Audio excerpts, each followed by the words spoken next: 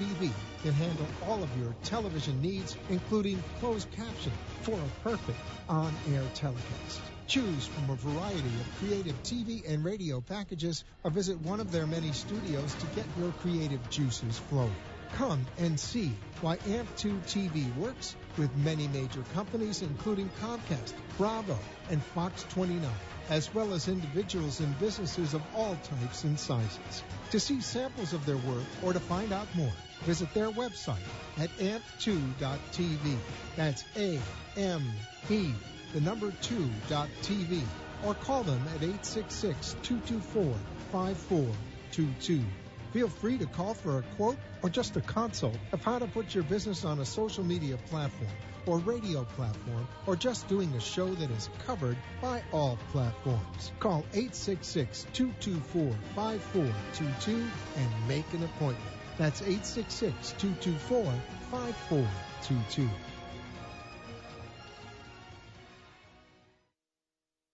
1470 AM and 95.3 FM.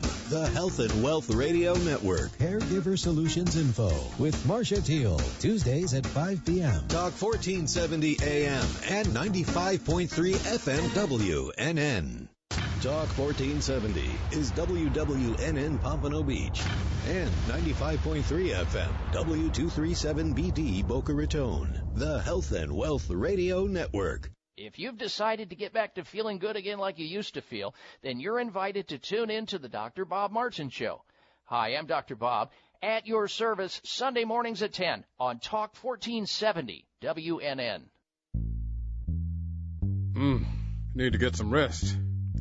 This is the worst headache ever. Right arm's all tingly all of a sudden. Must have slept on it last night. I keep losing my balance. These old bones need some exercise. Granddaddy, what you just said doesn't even make sense. It sounds like gibberish. Signs like these could be more than what they seem. They could be a sign of stroke. Sudden weakness or numbness of the face, arm, or leg. Sudden trouble with vision in one or both eyes. Sudden trouble walking or difficulty with balance. Or a sudden intense headache that comes out of nowhere. If you or someone you know has any of these symptoms, don't wait. Call 911 immediately. You could make a difference in someone's life, someone you love, maybe even your own. Time lost is brain lost. Find out more at powertoendstroke.org. Brought to you by the American Heart Association, American Stroke Association, and the Ad Council.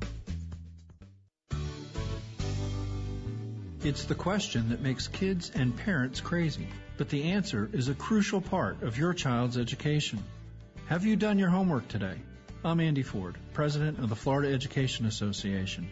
After a long day of school, it can be a challenge to motivate your child to complete homework. But homework is an essential part of learning. Here are a few ways you can help your child be successful. Set aside a place in your home where your child is comfortable doing homework. Pick a specific time to begin homework every day and stick to it. Make sure the TV is turned off so your child can concentrate on the work at hand. Review your child's homework and have consequences when it isn't done. Working together, parents and teachers can make this a successful school year for every student in Florida. A message from the Florida Education Association. Great public schools are a basic right for every student. Go to your app store and download the WNN app on your Android or iPhone. And never miss a Talk 1470 minute. The opinions expressed in the following sponsored program are strictly those of the host, guests, and callers, and not necessarily those of the station, its staff, management, or sponsors. Welcome to the Golf and Travel Show, the place to fine-tune your swing, dress for the course, club, or cruise, and get tips on the best places to play and stay at the right price. Vacation or staycation, host Dan Schub, along with his expert co-hosts and guests, will tell you where to go. To play golf and vacation, that is. Now, here's Dan.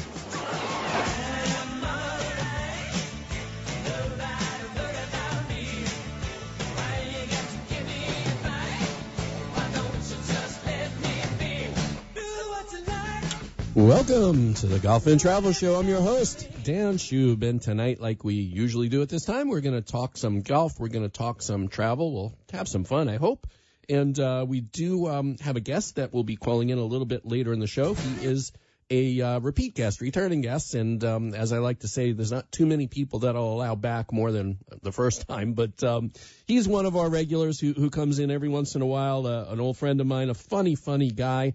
Comedian Derek Richards, and he's going to be talking to us a little bit about his new book that just came out, which I think is a very important topic, and it certainly might make a good Christmas gift for folks around you. The name of the book is Whiskey, Cancer, and Bad Decisions, and it is autobiographical, talking about his battle with whiskey and his battle with cancer, and I guess some bad decisions as well.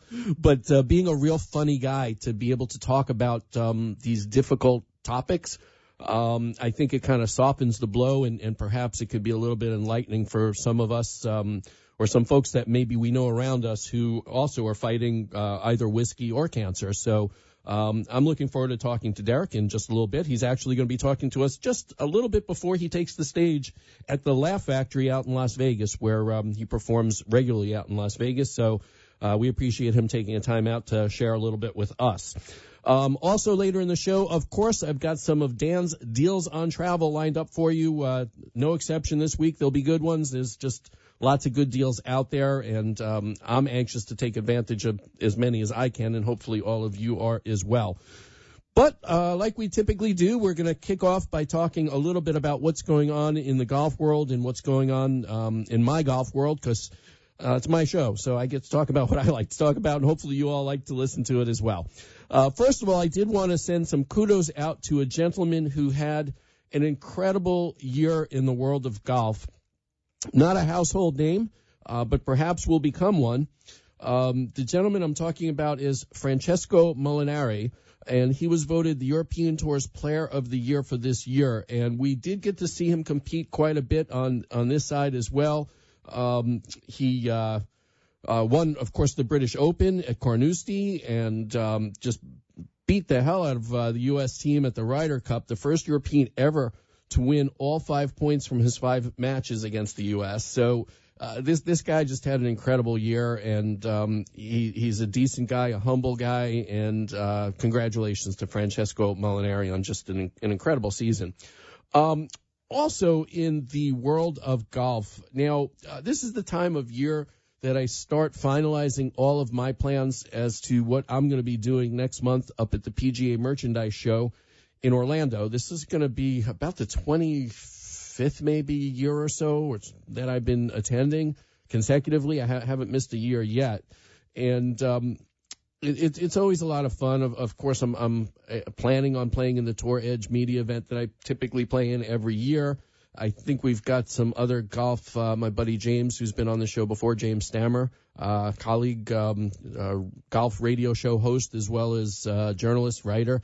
We go up there together. So, and of course, we'll also be going to Demo Day out at Orange County National, which is always a lot of fun. So we'll be hitting a lot of new clubs and playing a little bit of golf while we're at it. But what I saw, well, first of all, the show over the years has been shrinking. Part of that has to do, of course, with the fact that golf as a sport has been contracting a little bit, and the Great Recession, of course, played its toll on the industry, and it's just not as big as it used to be. So the merchandise show, which occupies one side of the street on I-Drive of the convention center, and it's just not as full as it used to be. There's a lot of empty space there. And just this week it was announced that I believe this year, which is, we're only talking about next month, they are now going to have a racket sports show in conjunction with the golf show. And I think that makes a lot of sense. Obviously, a lot of the buyers that, of course, the PGA Merchandise Show is for the trade. So, the folks who work at all the retail stores and the pro shops and stuff, this is their buying trip. They come to see all the new apparel and equipment and accessories that are there, and they place their orders for the upcoming season. So it kind of makes sense. I would suppose at some clubs it might be the same person who's buying for golf and for tennis, but even if it isn't, if it's two different people, well, it's kind of nice to be able to go with your colleague to the same show at the same time and take care of your business during the day and then, hook back up at night for dinner or whatever. So it seems to make a lot of sense. Obviously, when we talk about racket sports, tennis would be, the biggest one. Don't count out pickleball, though, because I got to tell you, a lot of country clubs and clubs around the U.S., pickleball is getting huge. I don't like out of nowhere. So I'll be interested to see what's going on with racket sports. So that's coming up next month up in Orlando. And speaking of Orlando, actually, I am going to be heading up there on Sunday. Going to be playing a little bit of golf, and as you all know, I don't play as often as people might think. I got a busy life. I don't always have time myself. But as it turns out, this week, my good friend and frequent guest of the show, Scott Price, Table Tennis Hall of Famer, pingpongman.com, he is going to be in town. I believe they've got like the the U.S. Open of table tennis or something going on at the convention center. So he's in town for that. So being that he typically he resides out in Colorado Springs and is traveling the world, and we're usually like a few days or a week or two apart in the same location. Rarely do we end up really crossing paths, but as I maybe have mentioned in the past, that as I get a little bit older, I realize how important my friends are. So to drive up there to Orlando to meet them to play a round of golf is certainly worth the trip. So we are going to be playing Grand Cypress, which is a beautiful Nicklaus design. It's from what I understand, it's in great shape. So I'll be able to report on that to you all next week. And who knows, maybe we'll have Ping Pong Man back on the show to talk a little bit about our round as well next week. I know we have another guest lined up too, but we might be able to work that out. So we'll fill you in on that. Also, wanted to talk a little bit about some stuff a little bit closer to me and my office and my home that's been going on in the golf world. As you know, this is the time of year where golf kind of takes a pause, like many of us do, because of the holiday season and stuff. People are worried about other stuff. Of course, on TV, you've got all the bowl games to compete with as well as the NFL. So golf takes a little bit of a break. Although there is an event going on in Orlando this week, which I'll talk about in just a second, coincidentally. A lot of Orlando talk. But just the other day, this past week, I was going to go out to lunch with my buddy from my office just up the road, up in Palm Beach Gardens, where my office is. And we were going to go one place, but the traffic is so bad right now because of the holidays, we decided to go to a different place closer to the office. As it turned out, where we were going to go, my wife was over there doing a little bit of Christmas shopping. And she gets out of her car, and who else is getting out of his car but Ricky Fowler with his fiancée, and then pulls up in another car and gets out of her car, Michelle Wie. And the three of them went into a nice little Thai restaurant that was in this complex to have lunch. Then I come to find out that the past few days it actually was Ricky's birthday, and he had a big celebration with a lot of his friends. So they were all hanging out and just doing a lot of stuff here in Palm Beach County. And it's just very cool. My wife is better at citing famous people than me. I kind of mind my own business, and I don't pay much attention to the celebrities and the famous folks. But she's all over it. She knows. I said, so what did you say to them? She says, nothing. I was afraid to say anything to them. But then I found out that on Sunday there was an event just about 2-3 miles from my house in Palm City at the Floridian National Golf Club. That's the club that Wayne Huizenga built, and he since has sold that to the fellow who is the owner of the Houston Astros. So it seems that they had a pro member event there, and Brooks Koepka, he won over folks such as Dustin Johnson and Ricky Fowler, and a field that also included Nick Price, Mark O'Meara, Jeff Sluman, and Steve Elkington. So all this is taking place at this ultra-private club, literally just a couple of miles from my house. So plenty of golf going on, just not the bigger stuff that you typically see on TV. However, this weekend there will be some stuff that you can see on TV. It's an event that the players happen to like more than any event during the course of the year. You need an invitation to play. To get an invitation, you had to have either won a major championship or the Players' Championship. Other than that, you can't get an invite to this event. The event that I'm talking about is the PNC Father-Son Challenge. It's going to be taking place in Orlando up at the Ritz-Carlton. And great people are playing in it, of course. Jack Nicklaus, he usually plays with his sons. This time he's playing with his grandson, GT. You might remember the little kid that got the hole-in-one at Augusta this past year on the par 3 tournament. So that'll be pretty cool. A couple of other players are actually playing with their fathers instead of the other way around. So that'll be pretty cool as well. Let's see, who else is playing? I know Lee Trevino is playing. I believe I think the same age as Jack, maybe 78 years old. But it's always just a great group of people. I know Jim Furyk, I think he's playing with his dad, so that's a little bit different as well. It's just, it's literally a who's who of golf. And, I think, let's see who else is playing. Nick Faldo is in the field. Greg Norman is in the field. Matt Kuchar, he's playing with his dad as well. Darren Clark is playing with his son. So, also, by the way, if you're in the military, this is taking place this weekend. On Saturday, there's a military clinic, and military and their family can all get in for free. Just make sure that you have your ID. What you might want to do is to get more information about the freebies, as well as to be able to buy tickets. PNCFatherSonChallenge.com is where you go. I used to cover this in person all the time. Back in the days when it started, it was in Vero Beach, and just a great event. You could get really up close with the players, and you'll have a great time. This also might be a great holiday gift that you might want to consider for some special person who's into golf. All right, I think what we're going to do is we're going to take our first break, get a quick message in from our sponsors, and we will be back, and we'll be talking a little bit of travel prior to our guest that will be coming on a little bit later, comedian Derek Richards. You're not going to want to miss it. Stay tuned. We'll be back with more of the Golf and Travel Show.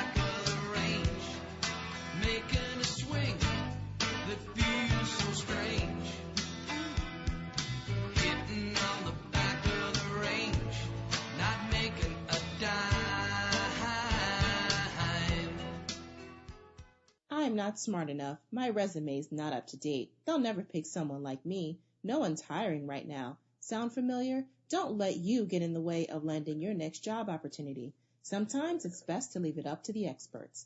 Did you know that the last reported job openings in the U.S. as of this recording was a series high of 6.7 million jobs, and that 1.1 million of those jobs were left unfilled? This means that there's a potential opportunity that's just right for you. And at Labor Finders, we're committed to helping you find it. Whether you're entering the workforce or looking for supplemental income in a job that starts right away, we got you covered. With over 300,000 clients across the U.S. and 20,000 active daily workers, we have the network and the experience to get you your next job. Contact one of our nearly 200 offices today to see how we can help in your job search. Simply visit us online at www.laborfinders.com or connect with us on social media by searching the username LaborFinders.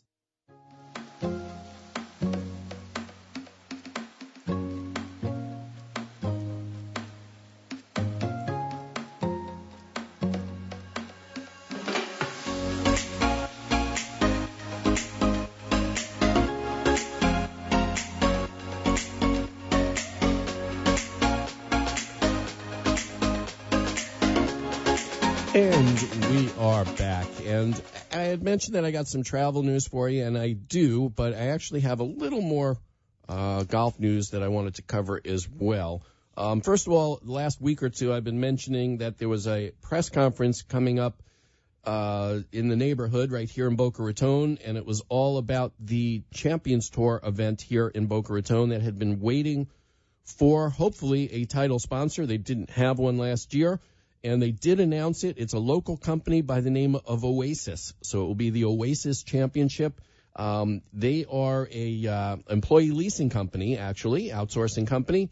And they are headquartered, I believe, in Palm Beach Gardens. And interestingly enough, I had just read recently that they were acquired by another company. So it's kind of weird. I can only assume that this has been in the works for a while. And some new company, I guess, is going to be inheriting this contract. So it's interesting. But it is, I believe, for a couple of years, the agreement's through 2021. So it's nice to know that this event, which I always mention that any golf event is really important for the community, all of the charities that they help out.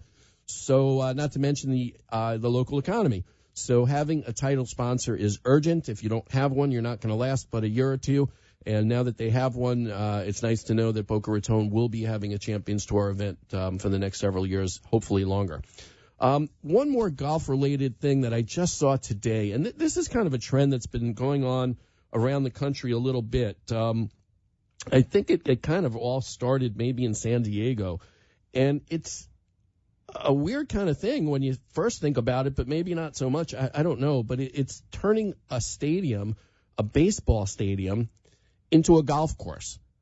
And I know it sounds weird, but it's a strange phenomenon that's just taking off all over the country at baseball stadiums, and they'll set up a golf course, different locations throughout the stadium. They provide you with a couple of irons. So, I mean, obviously these are relatively short holes like par threes, and you're hitting from different levels of the stadium. So you've got elevation involved. And I guess it's a pretty cool thing. I haven't quite thought about doing it myself yet, but I'm certainly not opposed to it. So this event was just announced that it's coming to Marlins Park here in Miami. So the dates are going to be January 18th through 20th. They just started taking names on a waiting list. So what you need to do is go to the website, stadiumlinks.com. That's stadiumlinks.com. And that's where you can find out information about all the different stadiums around the country where you can play golf, including Marlins Park on January 18th through 20th. So it sounds pretty cool to me. So maybe it's something that you all might want to give a try. All right, so I said that we're going to talk a little bit of travel. Sometimes we talk travel later in the show, but since we have our guest coming on it a little bit later in the show, we're going to talk a little bit of travel first. And, of course, as you all know, I do like to cover the key components of travel, usually the airlines, the hotels, the cruise lines, things like that. Airlines are always good fodder for conversation. And, of course, some of it is just really horrific news, and some of it is good news. And I report it all. I don't play favorites. So it seems reported this week on Fox News, I saw this. Some people may be surprised that I saw it on Fox News, but I did. It seems that there was a protest going on, International Day of Action, whereby folks from United Airlines, their flight attendants, were outside picketing about working conditions that they just feel is not quite good enough. It seems over 24,000 flight attendants took place in this protest. And, United has certainly had its issues, I suppose, with the customers as well as with their employees. And they were out protesting. So I don't know. I'm looking at some of the signs they were carrying. One says, "We're an airline, not a hedge fund." I don't know. It looked like that was a pilot who was carrying that. So interesting. Another story that we've been talking about quite a bit of late, and that is what's been going on lately with a lot of animals that seem to be on airplanes. And we had spoken a while back about JetBlue changing their policy to allow only cats and dogs and miniature ponies. And I thought that was kind of weird. But other airlines are struggling with this. And, we're not necessarily talking about a service dog for somebody who, is blind perhaps or has other major needs. But people are now flying with lots of pets, whatever pets the airlines allow, for emotional support. And emotional support, I'm not saying that people don't need emotional support. Heck, I need emotional support. We all need emotional support. But, back in the day, for instance, if you had a fear of flying, you didn't fly. Now, if you have a fear of flying, you bring your pet rabbit with you, and then you feel better. So, or your ferret or whatever it is. Nothing against rabbits or ferrets. I love all animals, but it seems that some of the customers on some of these flights have who are not flying with animals, and some who are animal lovers, and some who maybe aren't, and some who maybe are allergic to animals, seem to be getting a little bit upset. And the airlines have been struggling with what to do about this. And this past week, Delta changed their policy, banning kittens and puppies as support animals on all flights, and all emotional support animals on longer flights. So I guess on a short flight, you still can have an emotional support animal as long as it's not a kitten or a puppy. You know, I don't know. I don't know how they're coming up with these policies, and I certainly understand that it's an issue and it's a problem that needs to be addressed. And I got to tell you, I love dogs, and I see these dogs at the airport, and they're typically better behaved than the people. I've asked some of the passengers about it, and they say, listen, you know, since this dog was a puppy, we've been flying everywhere, and it's a seasoned traveler and never gives me a problem, and it's almost always the case. So, I mean, I'll miss it if there's going to be less animals, but I certainly understand the folks that have a problem with that. So, all right. Also, let's see, the cruise lines. How about Royal Caribbean? It was announced this past week, I suppose, that a lawsuit has been filed on behalf of one of their customers or passengers by the name of Sheer Frinkle.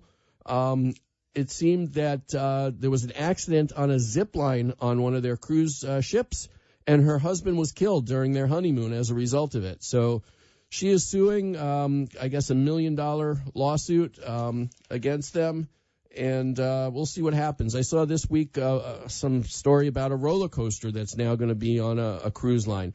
So the competition for unique and different kinds of things to do on cruise lines is heating up, but I guess safety issues and accidents might be on the uptick as this stuff continues to happen. So we'll see. I also want to touch briefly on some bad news for France. Of course, there was a fatal shooting at the Strasbourg Christmas market. The shooter got away, but then they did find him and killed him. Just another bad thing for tourism, for Paris, for mankind, humankind. This terrorism is bad. It seems that it might even be spreading. I heard some talk about some issues perhaps in Holland. I'm planning on going to Amsterdam perhaps in the spring and take my wife, and she hears about this stuff, and she is negatively impacted. It scares her, frankly, and I'm sure other people get frightened as well. So not good for tourism and not good for anything. So let's hope that the folks in France can kind of crack down and make it a little bit more secure for travelers over there. Also wanted to mention, I heard from AAA, and they said that a record-setting 5.9 million Floridians will travel at least 50 miles or more for the Christmas and New Year holidays this year. So tourism is up. You can expect the roads to be congested if you didn't know that already. Obviously, we're kind of used to that this time of year in Florida since we enjoy some of the best weather in the country. The good news from AAA, though, is that gas prices are going to be the lowest that they've been in 2 years. So that's cool. They also say that air travel is at a 15-year high. They're expecting it to be the nearly 6.7 million Americans, over 300,000 of them Floridians, are going to be traveling this holiday period. So leave extra time, whether you're on the roads or whether you're at the airports. Either way, it can be very crowded. Also, they provided the top 10 year-end travel destinations, and we were quite well represented. 10 was Miami, 9 Fort Lauderdale, 8 was Maui, 7 New York City, 6 Honolulu, 5 Montego Bay, 4 Punta Cana, 3 Anaheim, California, 2 Cancun, and number 1, where I will be Sunday, Orlando, Florida. So quite well represented.